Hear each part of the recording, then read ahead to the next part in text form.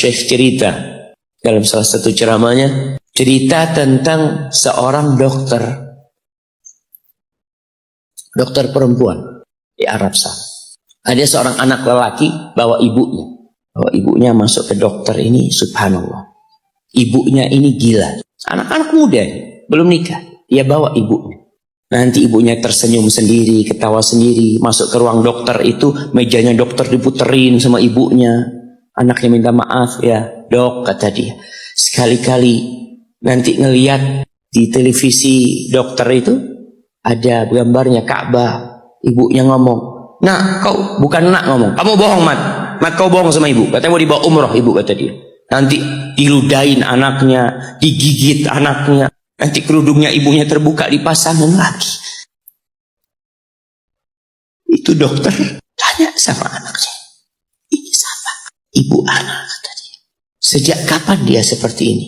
Sejak lahir. Loh, terus gimana engkau bisa lahir? Iya, sama kakek anak, ibu anak dinikahkan. Tapi 10 bulan diceraikan. Ya karena seperti ini Pak, anak akhir dari rahim ibu. Dan seperti ini kan? Iya, kata dia. Engkau berbakti sama dia, kata dia. Dia kan nggak kenal sama engkau. Iya, dia nggak tahu sama anak. Tapi Allah tahu kalau dia ibu anak kan. Allah tahu kalau dia ibu anak. Anak harus berbakti. Ditanya, ibumu sakit apa? Ibu kena gula, kata dia. Setelah dikasih resep, itu dokter cerita, pasiennya keluar, ditutup pintunya. Dokter ini nangis. Dia mengatakan, ana sering dengar ceramah tentang birrul walidain. Ana sering mendengarkan tausiah ustaz tentang berbakti kepada orang tua. Tapi ana baru sekarang melihat kebaktian seorang anak sama orang tuanya. Ibunya gila, dia tetap berbakti.